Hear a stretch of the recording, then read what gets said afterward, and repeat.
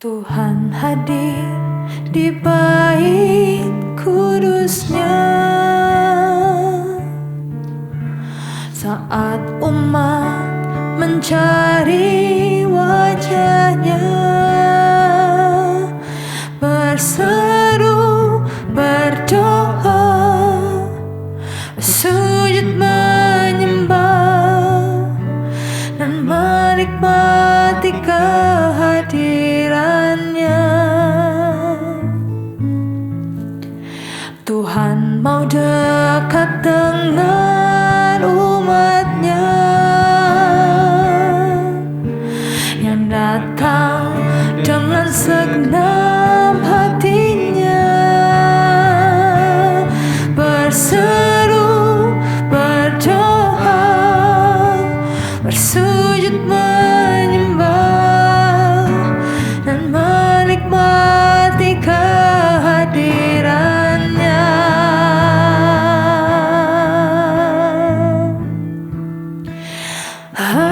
Hadirat-Mu memenuhiku, hadirat kudus-Mu penuhi bait-Mu, dan ku tersungkur menyembah-Mu. Yang ku nampak hanya kemuliaan-Mu.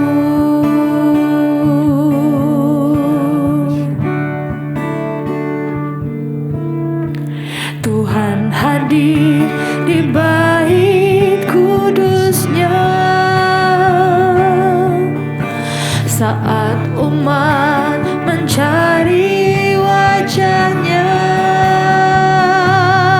berseru, berdoa, bersujud menyembah dan menikmati kehadirannya. Tuhan mau dekat dengan umatnya yang datang dengan segenap hatinya, berseru, berdoa, bersujud menyembah dan menikmati kehadirannya. Hadirat-Mu memenuhiku, hadirat kudus-Mu penuhi bait-Mu, dan ku tersungkur menyembah-Mu. Yang ku nampak hanya kemuliaan-Mu. Hadirat-Mu memenuhiku,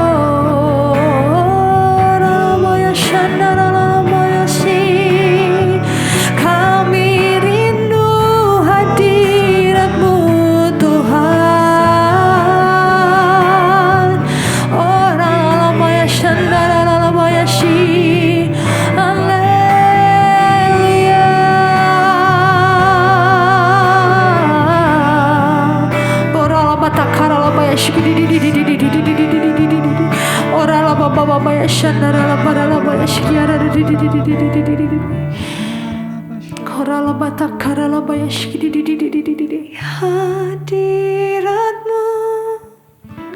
memenuhiku, hadirat kudusmu penuhi baitmu, dan ku tersungkur menyembahmu. Yang ku nampak hanya kemuliaanmu. Oh, hadiratmu memenuhiku, hadirat kudusmu penuhi baitmu, dan ku tersungkur menyembahmu. Yang ku nampak hanya kemuliaanmu, yang ku nampak hanya kemuliaanmu, yang ku nampak hanya kemuliaanmu.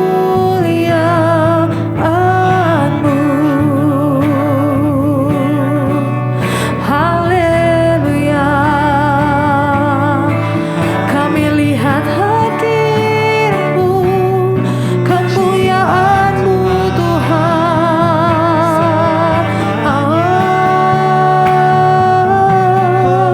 Ya Rabba, ya Rabba, ya Rabba, ya Rabba, ya Rabba. Ya Rabba, ya Rabba, ya Shana, ya Rabba. Terima kasih Tuhan. Inna Rabba, ya Shana, Rabba. Ya Rabba, ya Shek, ya Rabba, Rabba, ya Shik.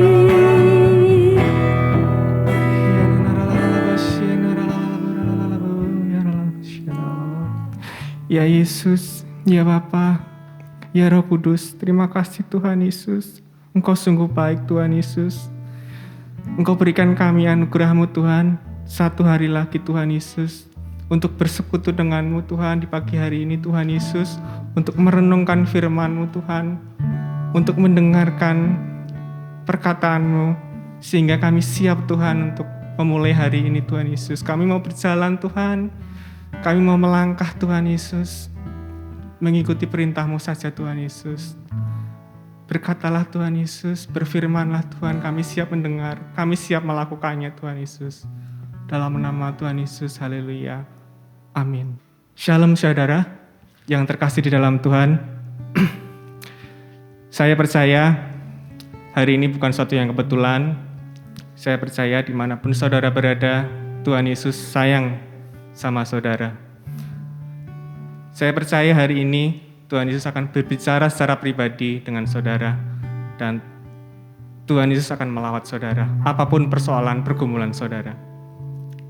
Saudara yang terkasih dalam Tuhan, mari kita merenungkan firman Tuhan yang Tuhan berikan pada pagi hari ini. Firman Tuhan terambil dari kitab Yosua pasal 1 ayat 7-8. Mari kita buka Alkitab kita dan kita baca bersama-sama. Ayat 7. Hanya kuatkan dan teguhkanlah hatimu dengan sungguh-sungguh. Bertindaklah hati-hati sesuai dengan seluruh hukum yang telah diperintahkan kepadamu oleh hambaku Musa.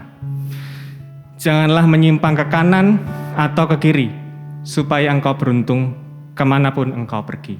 Ayat 8. Janganlah engkau lupa memperkatakan kitab Taurat ini, tetapi renungkanlah itu siang dan malam, supaya engkau bertindak hati-hati sesuai dengan segala yang tertulis di dalamnya. Sebab dengan demikian perjalananmu akan berhasil dan engkau akan beruntung. Haleluya, terpujilah nama Tuhan. Diberkatilah kiranya setiap kita yang mengerti firman Tuhan ini dan melakukannya sesuai dengan kehendak Tuhan. Saudara, memang firman ini disampaikan oleh Tuhan waktu itu khusus kepada Yosua dan kepada bangsa Israel. Tapi saya percaya firman ini masih berlaku hingga sekarang dan khususnya buat kita semua. Saya yakin dan percaya Tuhan sedang berbicara kepada kita semua, dan apabila kita merenungkan dan melakukan firman ini, kita akan berhasil dan beruntung. Amin, saudara. Nah, ada beberapa hal yang Tuhan taruh di hati saya tentang firman ini.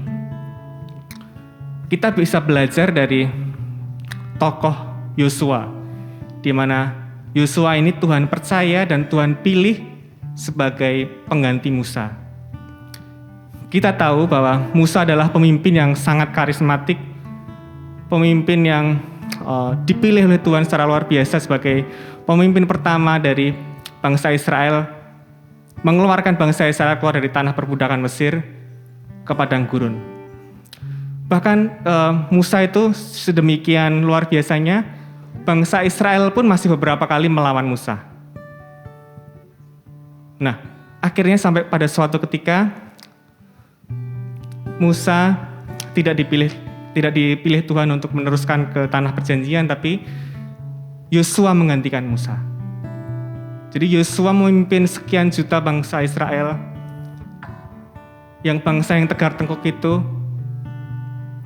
untuk membawa bangsa Israel ke tanah perjanjian. Itu bukanlah sesuatu perkara yang mudah, saudara. Saya yakin dan percaya karakter dari Yosua ini sudah dibentuk oleh Tuhan semenjak Yosua kecil dan butuh proses. Nah, ada beberapa poin yang saya dapat dari karakter Yosua ini yang bisa kita pelajari bersama. Karakter yang pertama adalah Yosua ini memiliki hubungan yang intim dengan Tuhan. Jadi waktu Musa memimpin bangsa Israel, Musa itu memiliki karakter yang sangat baik, yaitu tidak mau memimpin bangsa Israel jika Tuhan tidak menyertai bangsa Israel ini. Dan hal itu pun diikuti oleh Yosua. Yosua sejak kecil ikut Musa kemanapun pergi, naik ke Gunung Sinai ikut, berada di kemah pertemuan ikut, berada di kemah suci ikut, mempersembahkan juga korban bakaran juga ikut. Jadi Yosua ini belajar dari Musa. Dia melihat bagaimana Musa ini intim dengan Tuhan, bagaimana Musa ini berbicara kepada Tuhan secara dua arah. Jadi keintiman itulah yang kemudian diikuti oleh Yosua. Jadi Yosua ini memiliki karakter yang seperti Musa. Dia intim dengan Musa, kemanapun Musa berbicara kepada Tuhan, dia ikuti dan dia pelajari. Kebiasaan inilah yang kemudian menjadikan Yosua memiliki kepercayaan penuh pada Allah. Sekaligus dialah yang dipilih dan dipercaya sebagai pengganti Musa. Itu yang pertama. Kemudian yang kedua, Yosua ini dia suka berdoa. Yosua memiliki karakter yang seorang pribadi yang suka berdoa. Jadi kita bisa melihat dari kemanapun Musa pergi, seperti contohnya Musa pergi ke Gunung Sinai untuk menerima 10 perintah Tuhan, Yosua juga berada di sana. Yosua disuruh menunggu, disuruh berdoa, dia setia mengikuti, dia berdoa. Kemudian ketika Musa berada di kemah suci, berbicara dengan Tuhan, berdoa dengan Tuhan, Yosua melihat dan Yosua pun mengikuti. Itu sudah dilakukan selama hampir 40 tahun di padang gurun. Itulah karakter yang membentuk Yosua sehingga Yosua menjadi seorang pribadi yang suka berdoa. Berdoa di sini dalam arti bukan hanya mengutarakan apa yang ingin disampaikan kepada Tuhan, tapi juga peka terhadap suara Tuhan. Jadi berdoa itu adalah komunikasi kepada Tuhan secara dua arah. Bukan hanya ketika doa makan, doa sebelum tidur, doa bangun tidur. Jadi bukan hanya kita mengutarakan apa yang menjadi keinginan kita, apa menjadi keluh kesah kita, apa keinginan kita dan lain sebagainya, tapi juga kita mendengar apa yang ada di hati Tuhan, apa yang ada di pikiran Tuhan, apa yang ingin Tuhan lakukan kepada saya, apa sebenarnya yang menjadi kehendak Tuhan. Kita juga mengerti. Jadi doa itu adalah komunikasi dua arah. Itulah karakter yang kita pelajari. Bahkan Yosua pun setelah dia memimpin bangsa Israel, menggantikan Musa, dia mengikuti teladan Musa, di mana sebelum dia menyeberangi sungai Yordan, dia berdoa sehingga Tuhan membuat mujizat. Tuhan menuntun Yosua, sungai Yordan terbelah. Kemudian ketika akan mengalahkan bangsa Yeriko, menguasai kota Yeriko yang temboknya begitu tebal, Yosua pun berdoa kepada Tuhan meminta petunjuk dan Tuhan memberikan petunjuk bagaimana cara untuk mengalahkan mengalahkan dan memenangkan kota Yeriko ini. Jadi doa ini adalah sebuah gaya hidup yang kita harus miliki sebagai karakter dan gaya hidup. Kemudian yang ketiga, Yosua ini adalah seorang yang penuh dengan roh Tuhan. Nah ini kita lihat waktu Yosua ini, dia sebagai seorang pengintai, waktu bersama dengan 12 pengintai yang diutus oleh Musa, bersama dengan Kaleb, kemudian mengintai ke tanah Kanaan. Yang lain memberikan informasi, meskipun itu adalah fakta yang benar bahwa mereka adalah bangsa-bangsa yang kuat. Di sana banyak susu dan madu, tetapi karena orang di sana tinggi-tinggi, kuat-kuat, sehingga 10 orang selain Yosua dan Kaleb itu berbicara kalau susah nanti akan ke sana. Soalnya banyak harangan, rintangan dan segala macam. Nah, kita lihat di sini responnya Yosua dan Kaleb. Yosua ini melihat dari kacamatanya Tuhan, bukan melihat dari kacamata manusia. Kenapa bisa seperti itu? Karena itu tadi, Yosua intip dengan Tuhan sehingga dia penuh dengan roh Tuhan. Makanya dia bisa melihat dari kacamata Tuhan, bukan dari kacamata manusia. Maka dari itu kita harus selalu terus intip dengan Tuhan. Kita harus selalu mengalami kepenuhan roh. Kita harus intip dengan Roh Kudus supaya kita bisa melihat setiap permasalahan, pergumulan itu bukan hanya dari kacamata kita, bukan hanya fokus ke persoalan, tetapi apa kacamata Tuhan. Kita bisa melihat kacamata roh kalau kita kepenuhan dengan Roh Kudus. Roh Kudus menyatu dalam kita. Dan yang terakhir, Yosua ini adalah orang yang suka merenungkan Taurat dan firman Tuhan.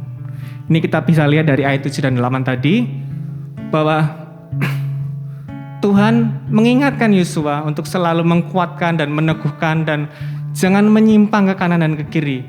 Ini artinya Yosua itu bukan seseorang yang baru pertama kali membaca Taurat, baru pertama kali merenungkan firman Tuhan, tapi dia sudah merenungkan Tuhan berhari-hari.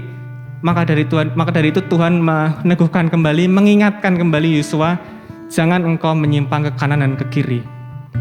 Jadi kita bisa melihat bagaimana sayangnya Tuhan dengan Yosua sehingga mengingatkan apa yang terpenting di dalam semua kehidupannya. Yosua sudah intim, sudah suka berdoa, kemudian penuh dengan roh, tetapi jangan lupa, kita tidak boleh lalai, kita tidak boleh lupa dengan firman Tuhan. Karena firman Tuhan itu adalah Allah itu sendiri, firman Tuhan itu adalah isi dari hati Tuhan. Maka dari itu kita harus selalu merenungkannya siang dan malam, bahkan melakukannya. Sehingga di dunia ini kita akan beruntung dan berhasil. Dan bukan hanya itu, di surga nanti Tuhan sudah persiapkan semuanya, kehidupan yang kekal buat kita semua. Maka dari itu saudara, untuk saudara-saudara yang sudah merenungkan firman Tuhan ini, terus lakukan. Terus kuatkan dan teguhkan hatimu, lakukan firman Tuhan ini. Siang dan malam engkau renungkan dan engkau lakukan. Jangan menyimpang ke kiri dan ke kanan. Dan apabila saudara ada yang masih belum, mari kita sama-sama minta ampun kepada Tuhan, kita kembali ke jalan Tuhan, kita mulai lagi membaca Alkitab, merenungkan firman Tuhan. Saya percaya Dia adil dan setia. Dia akan menuntun saudara untuk ke kehidupan kekal itu. Mari kita nyanyikan lagu ini. Ku renungkan firman-Mu siang dan malam, ku pegang perintah-Mu dan ku lakukan. Engkau tahu ya Tuhan, tujuan hidupku hanyalah untuk menyenangkan. Ku renungkan firman-Mu Tuhan, Ku renungkan firman-Mu siang pegang perintah-Mu dan ku lakukan. Engkau tahu ya Tuhan, tujuan hidupku hanyalah untuk menyenangkan hati-Mu, menyenangkan hati-Mu Tuhan, menyenangkan hati-Mu. Sekali lagi kita katakan, oh Tuhan Yesus, menyenangkan hati-Mu.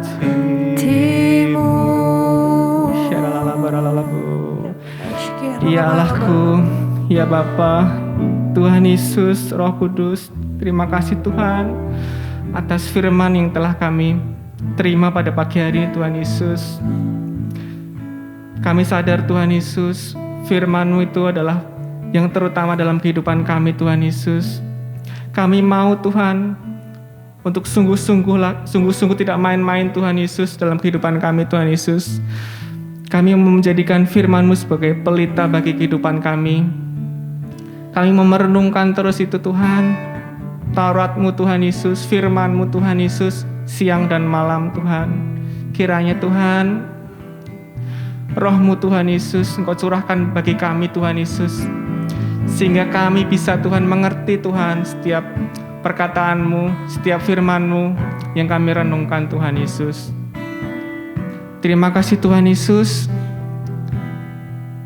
untuk pagi hari ini Tuhan Yesus. Engkau sungguh baik, Engkau sangat baik Tuhan Yesus. Kami serahkan kehidupan kami, keluarga kami, pekerjaan kami, rencana-rencana kami ke dalam tangan kuasa-Mu. Engkau kuduskan, Engkau sucikan. Dalam nama Tuhan Yesus, haleluya. Amin. Ku angkat tanganku, ku sorakan haleluya. Nama-Mu berkuasa, surga bumi nyatakan. Ku angkat tanganku, nyatakan Kau hebat, Allah yang perkasa, berkuasa selamanya. Ku angkat tanganku, ku sorakan haleluya. Nama-Mu berkuasa,